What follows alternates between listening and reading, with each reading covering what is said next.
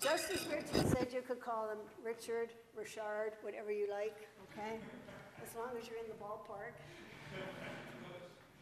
And if council is all ready to go, everybody, council is ready to start? Good, okay.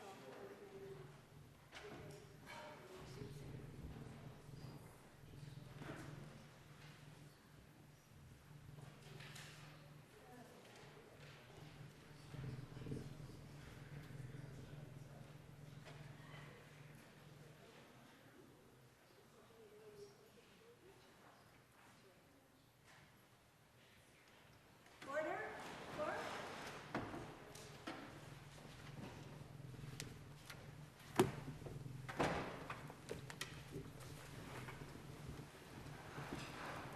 Good afternoon, bon après-midi. Alors, dans le dossier de NS contre Sa Majesté la Reine, in the case of NS against Her Majesty the Queen, for the appellant Jamie Moore and Madison Robbins, et pour les intimés Jessica Drolet et Samuel Montfet-Tassier. Alors, we are ready to hear you.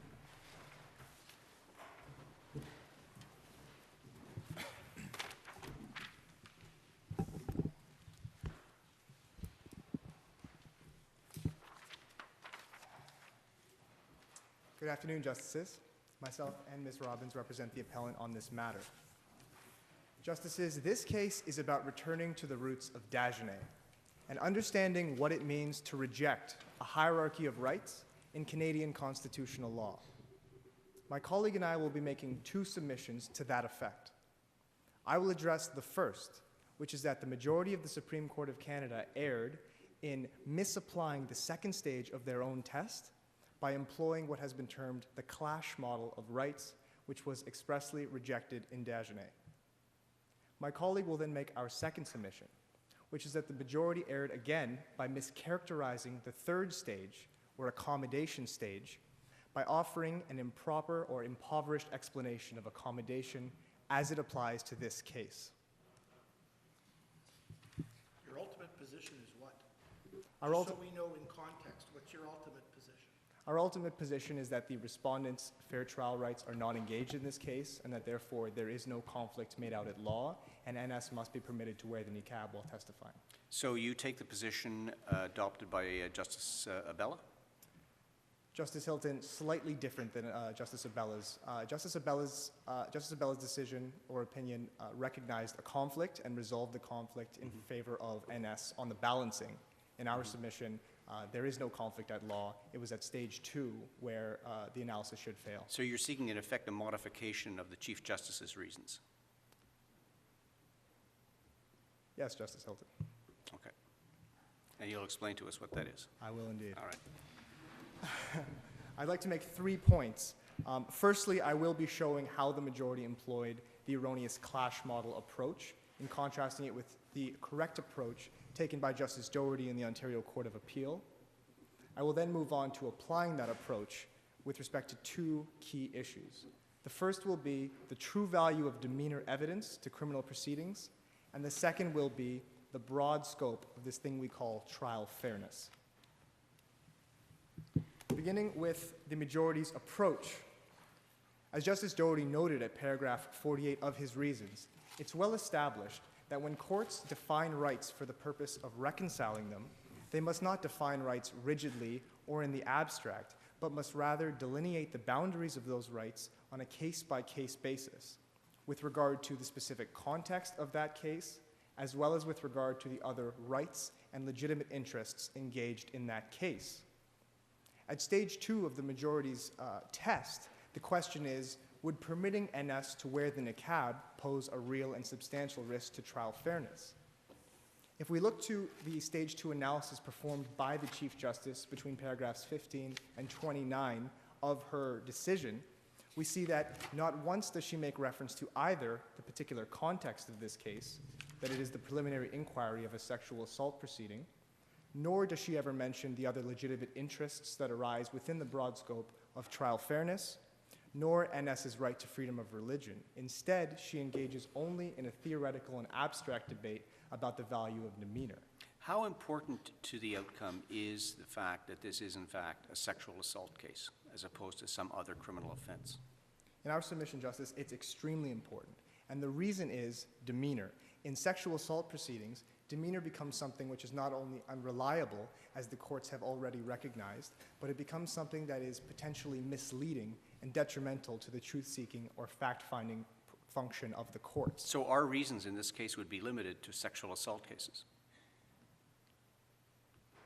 What we're asking, Justice Hilton, is not, with respect to this case, that is in our submission how the constellation of factors, when properly considered, will come down. However, what we are asking for, myself and also my colleague, is more proper guidance as to the correct test or application of the test to be given across all cases. With respect to the fact that this is a sexual assault proceeding, it is very important and it will apply to this case and other sexual assault proceedings, but our approach does differ in other ways as well. Why would your client have any interest beyond this sexual assault case? Simply, Justice Hilton, the majority purports to lay down a test that will apply not only to sexual assault proceedings, but also to proceedings of all kinds. And so it is proper for us to obviously argue the case at hand, but to also offer submissions as to how these types of matters would be decided in other proceedings. Okay. But before you go on criticizing too much the Chief Justice in the Supreme Court of Canada, shouldn't you keep in mind that the Supreme Court was rather limited to what you laid before them? And at paragraph 44 of the decision, the Chief Justice recognizes that future cases will raise different factors and that there may be scientific exploration of the importance of seeing a witness's face to cross-examination and credibility assessments. You didn't lay any of that evidence. You're going to argue that demeanor evidence or demeanor as a factor is of no value, but where's the evidentiary basis for that? My response, Justice Richard, would be, where's the evidentiary basis for the proposition that it's as valuable as the respondents allege? Well, what about hundreds of years of tradition? We do indeed have in the jurisprudence a long time going back the recognition that demeanor may be potentially valuable, but the trend in recent years has been to recognize that it's actually unreliable. I know, but before we make that finding, shouldn't we have some evidentiary foundation to make it?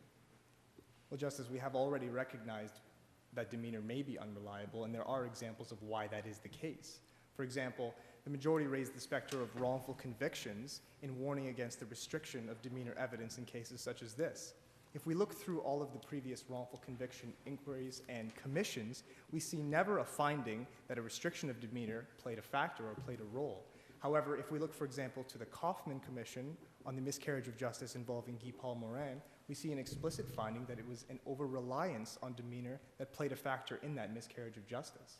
But isn't that just one factor of the use of demeanor? The other being, of course, demeanor will often dictate the very next question on cross-examination. It's the effect on the cross-examination that is perhaps more important than the assessment of credibility based on the witness's demeanor, isn't it?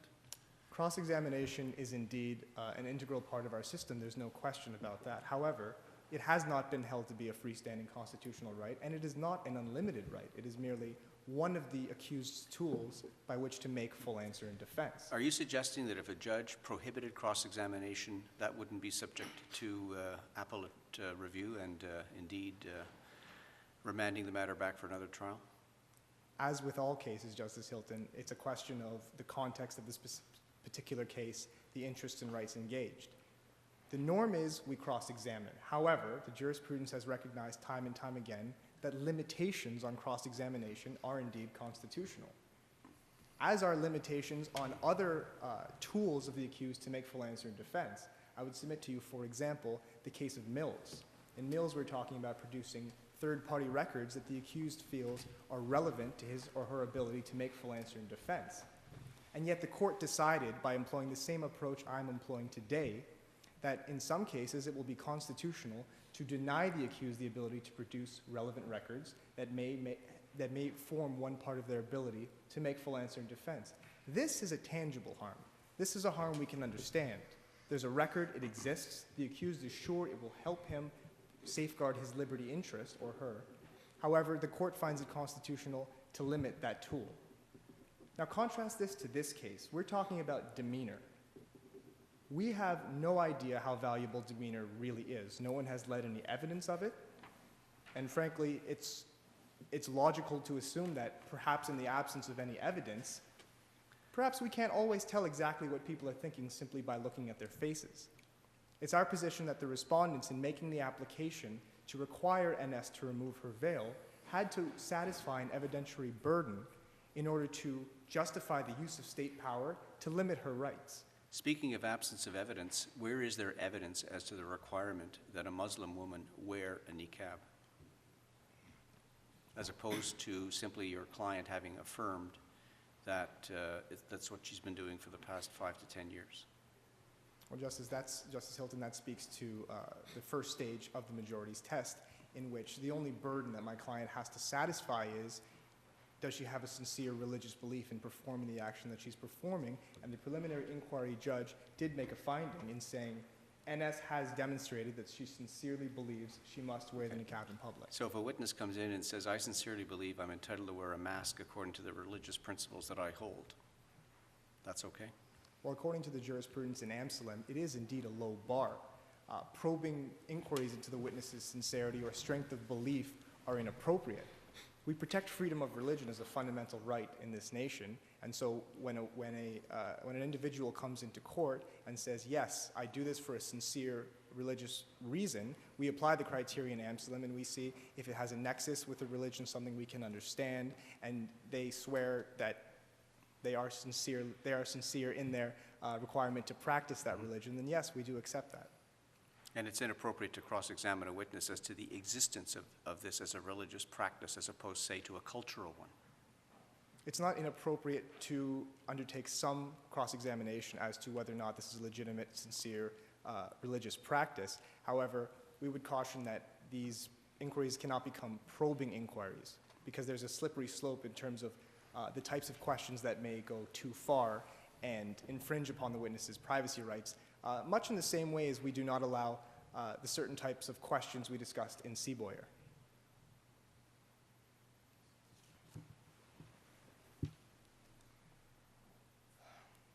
We must also discuss what this thing is that we call trial fairness. The respondents seem to be taking the position, at least underneath their thesis, that trial fairness is mostly about the accused. Whereas the accused is merely one perspective by which we judge trial fairness. I go to paragraph 72 of Mills, where the court said, an assessment of the fairness of the trial process must be made from the point of view of fairness in the eyes of the community and the complainant, and not just the accused. This is extremely important in this case. Trial fairness means a fundamentally fair trial, one that respects the rights of all parties involved and that achieves the correct result. Except that a witness is not a party. A criminal trial is about the accused. Is it not? That's correct, and perhaps I misspoke when I said party. The public has an interest in seeing that all participants in a criminal proceeding have their rights equally respected to the extent that they can. Okay. Thank you, Justice.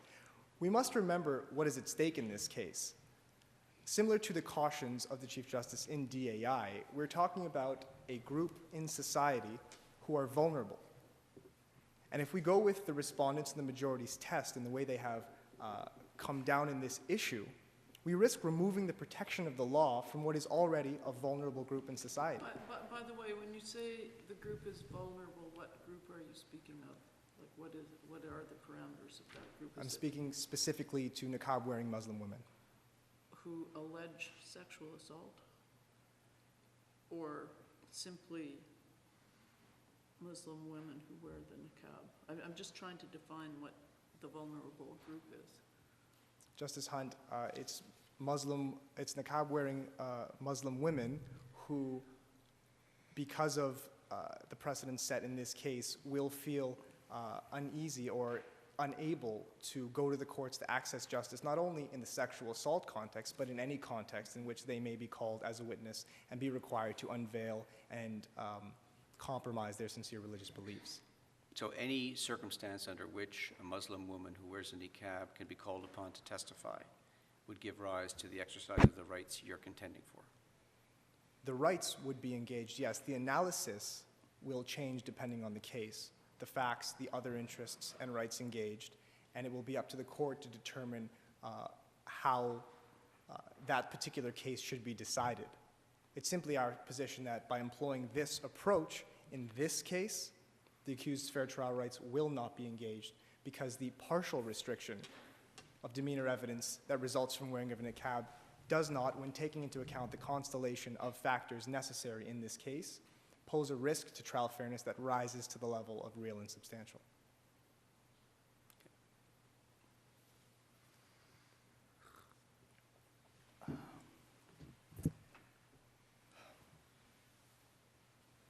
I think, Justices, actually, you have the majority of my submissions. I would just leave you with one final word of caution, and that is we must look to the jurisprudence. The approach that I have presented is the approach that we have taken in cases such as BR, Mills, Dagenet and Mentuck, Trinity Western, same-sex marriage reference. This is the test. And so the Chief Justice clearly departed from this, which was an error, and furthermore, to accept the respondent's allegations and to decide this matter in the manner in which they are proposing would be to remove the protection of the law from this vulnerable group, and it would be an injustice this court cannot stand. All right. Thank you very much. Thank you, Justice.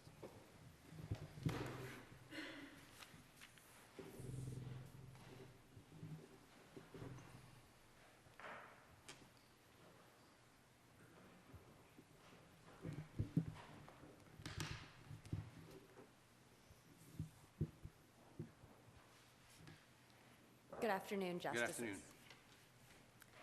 My colleague, Mr. Moore, argued that there's no real and substantial risk to trial fairness when a woman who wears a niqab testifies at a criminal proceeding. I'm now going to talk about situations where a conflict is made out and what courts are to do in that context. In our submission, the majority of the Supreme Court missed a crucial step when applying the Dagenet-Mentuck framework. They were only requiring judges to resolve or eliminate the conflict altogether, and not to further go on and minimally impair the harms to a witness who's required to unveil. This fails to adequately protect and assure niqab-wearing women who make complaints to the police and who where charges result in a criminal proceeding results. This mitigation stage, where the interests are minimally impaired, must be part of the analysis, and we therefore ask the court to remedy the Supreme Court majority's omission and instruct judges to ensure that if a niqab-wearing witness is forced to unveil in front of non-relative men, that the harm to this witness is mitigated as much as possible. So I'll have three arguments for you today, 3 points. First, I will identify the interests in need of protection when a woman who wears a niqab testifies at a criminal proceeding. Next, I'll identify a procedure that trial judges can apply in order to accommodate and mitigate the harms to a witness who has to, when a conflict is made out. And then finally, I'll turn to the facts of this case. What do you mean when a conflict is made out? I thought your colleague argued that a conflict isn't made out. Our position is that a conflict is not made out when credibility is at issue or cross-examination. Is this a fallback position, an alternative position? It's both a position to recognize that sometimes a conflict may be made out because the witness's identity or appearance is an issue, and therefore I see. unveiling will have to take place. So you're agreeing with Justice Abella's exception to her rigid rule? Yes, precisely. And we are also offering this as an alternative argument Fair enough. in the event that this court does find a conflict. Fair enough. So it's important for us to accommodate niqab-wearing women when they come into a courtroom to testify. And that's because of the two-way interests that are at stake. As Mr. Moore identified, Amselem doesn't require perfect consistency in practice. It only requires a low threshold to meet sincerity of religious belief. And in this case, we have a witness who practices Islam, which is a recognized belief. It's not a fringe belief that we need to inquire too deeply about whether a niqab is related to the practice or not. And niqab wearing and hijab wearing and other forms of religious dress are familiar to us in our multicultural society in Canada. But doesn't such a low threshold trivialize freedom of religion? Not at all. What it makes religion, what it understands religion to be is a subjective matter, a matter of personal belief. And it's those personal beliefs and practices that are being protected under Section 2A. And to that end, we wholly endorse, in fact, the Chief Justice's comment at paragraph 13 of the majority's decision, where she states that departures from the practice in the past should also be viewed in context. A witness should not be denied the right to raise Section 2A merely because she has made what seemed to be a compromise in the past in order to participate in some facet of society. And that's, in fact, exactly the error made by the preliminary inquiry judge in this case. He first established that she had adequately demonstrated, that she sincerely believes she must wear the niqab in public. However, he then qualifies that belief by reference to other situations in which she removed her niqab. But those situations can be readily distinguished from the situation of testifying in a criminal proceeding. And they can be distinguished in 3 ways. The situations that he describes, getting a driver's license, voting, taking a citizenship oath, are all privileges. They're matters of choice. Excuse me, and I understand driving a car as well, not just getting the license, is that right? Yes, and driving as well, but it's also a privilege. These are privileges. NS has made a choice to engage in these privileges. And in this case, when she testifies, it's not up to her. She wasn't seeking to testify. She made a report, and the charges were laid by the Crown, and the Crown is the one who's requiring her to testify. If she doesn't testify, she may even be subject to a contempt order, thereby raising the possibility of her Section 7 liberty interests being affected. The So- charges would simply be dismissed. There'd be no case for the Crown to put forward. They may seek to do that, but if they have a police statement, it's also possible, if the case was important enough, to seek a contempt order if she recanted or refused to testify in that instance. But that's wholly hypothetical. It is wholly hypothetical, but it means that that testifying in a criminal proceeding is not a privilege. It's not a matter of choice in the same way that getting your citizenship or a driver's license is. And the fact- your point is that she doesn't have a choice. She has to wear the niqab. She wears the niqab. It's a sincerely held religious belief. Preliminary judge found that. And she doesn't have a choice as to whether she testifies or not. And she certainly didn't have a choice as to whether she was sexually assaulted by her family members or But not. she had, I hate to say this, but she had a choice as to whether she would lay a complaint or not. She had a choice as to whether to make the report, but that's to infringe on that choice and to take away the ability of Muslim niqab-wearing women from reporting crimes because their religious beliefs will simply not be accommodated in any way is simply a choice that this court should not be imposing on such women who have been the subject of sexual assaults, who may have been subject to other violent crimes. But isn't nobody seems to talk about the stakes. I mean, the stakes here are a lot higher than they would be if, in, for example, the Anselm case.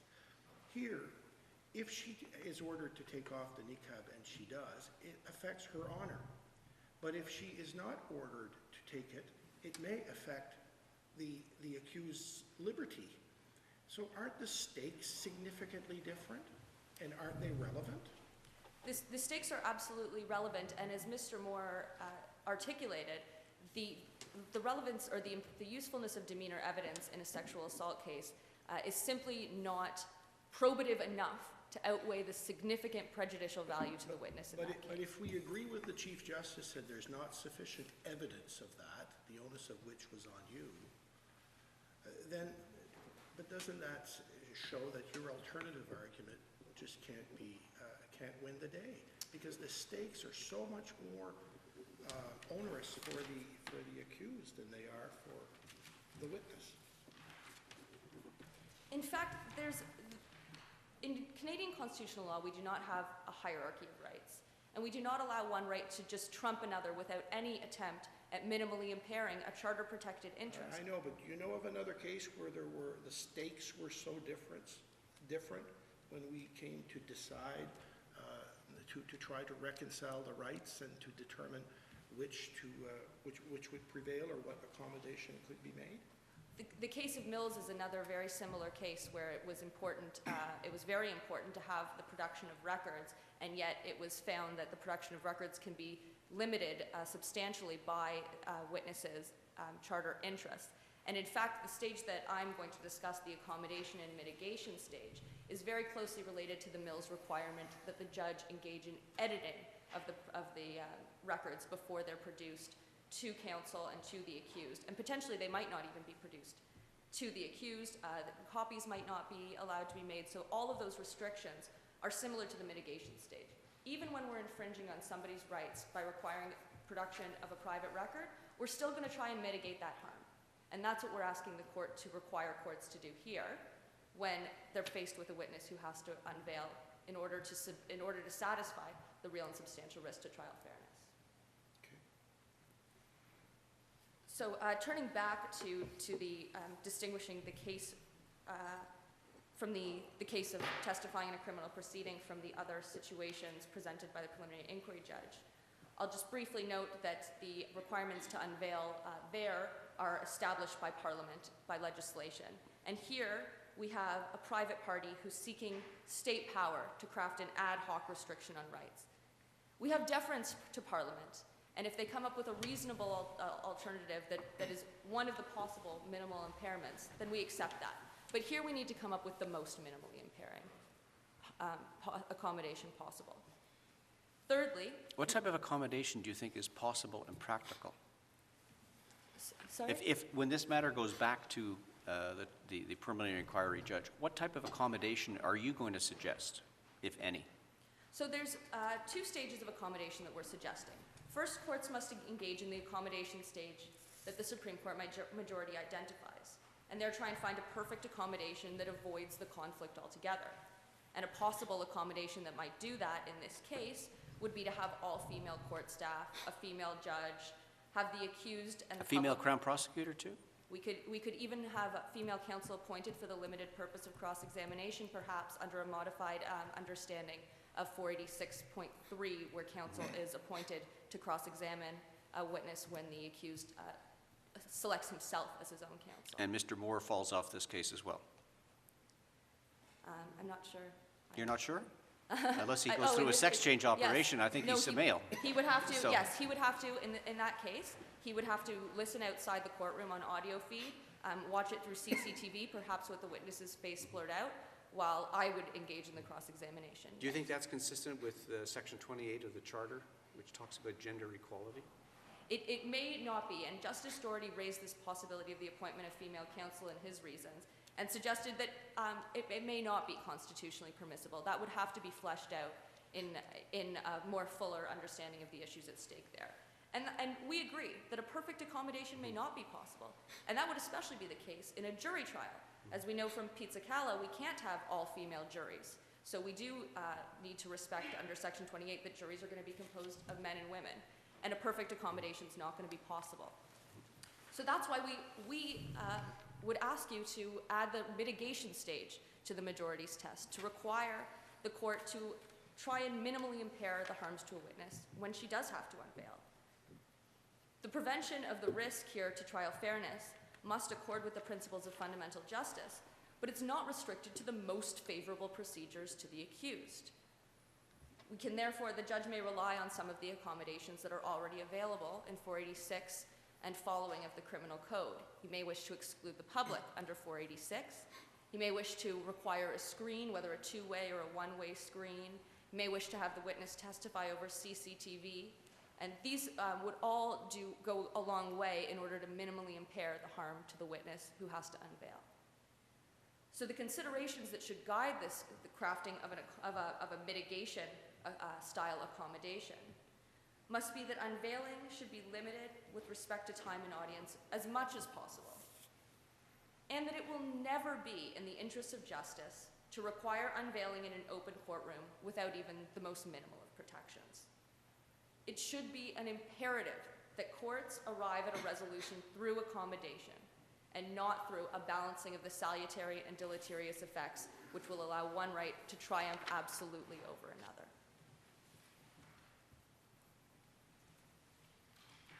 Your time is fleeting, so Yes. I'd also like to just quickly point out that in the situations identified by the preliminary inquiry judge, we don't know what kinds of accommodations might have been available in those contexts. When the witness had her photo taken for her driver's license, it was behind a screen with only a female photographer present. And we simply don't know if the unveiling to vote or to take a citizenship test oath was done only in the presence of females, in which case there was no harm to the witness at all, or if But there what was about when she was driving? when she's driving, she's in her own private space. And Yes, but she's undoubtedly surrounded by men who can see her. she may or may not be. We are also not aware if she could have tinted windows or some sort of other accommodation on her car that allows it to be a more private space for her where she feels comfortable unveiling. Is your client prepared to accept an accommodation that would nevertheless permit the preliminary inquiry judge and counsel for the Crown and counsel, even Mr. Moore, to see her on a closed-circuit TV basis with her face unveiled? We simply don't know those possibilities of the accommodation. I would have to talk to my client and see if she was willing to accept that. However, it's important to note that there is a resolution even if the mitigation stage is minimally impairing but still not acceptable to the witness, and she refuses. And in that case, as I've suggested before, it's up to the Crown to decide what to do. If no accommodation is possible, the Crown might decide that a fair trial that can only be had at the cost of breaching a witness's rights is not a fair trial at all. And in the interest of justice, it might be best to stay the proceedings altogether. All right. However, for this case, we respectfully request that this honorable court allow the appeal and direct that NS be permitted to wear her niqab while testifying at the preliminary inquiry. All right. Well, Thank you. the order that the best we can give you is to send the matter back to the preliminary inquiry judge to have him or her, as the case may be, because it won't necessarily be the same one, make the kind of determinations that you suggest are required to be made. Otherwise, you're asking us to adopt Justice Abella's position, which I understood you not to be adopting. We do not adopt Justice Abella's position. However, in this case, the preliminary inquiry judge satisfactorily found that the witness sincerely believes that she must wear a niqab in public, and there's no conflict when credibility or cross-examination is at issue, especially at a preliminary inquiry. So there's no reason to require the preliminary inquiry judge to do any more analysis of the situation here. In fact, there's no risk to trial fairness. The witness should be permitted to. Thank you very much. Thank you. I have to clarify this in my mind before I hear the other side. You say you're not, I thought you did adopt Justice Abella with the added protection that in those rare cases where it will be necessary for the witness to unveil, then there have to be provisions for the minimal impairments of her right. I thought that was your first position, and your fallback position was if we have to weigh this on a case-by-case basis, then you proceed as you've outlined. Did I miss something? Yes, Justice. I think our position is, in fact, that there's no conflict between the rights that's made out in this case. That trial fairness is not at serious Right, risk. so there when should an be a accomplice rigid is rule, present. as Justice Abella suggested.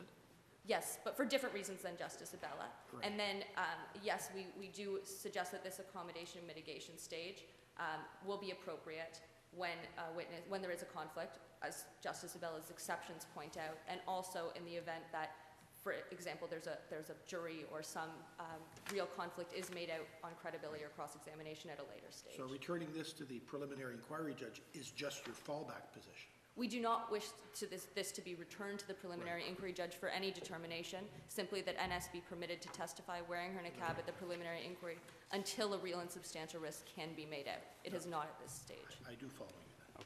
Thank you. Thank you very much. Maître Drolet, c'est à vous.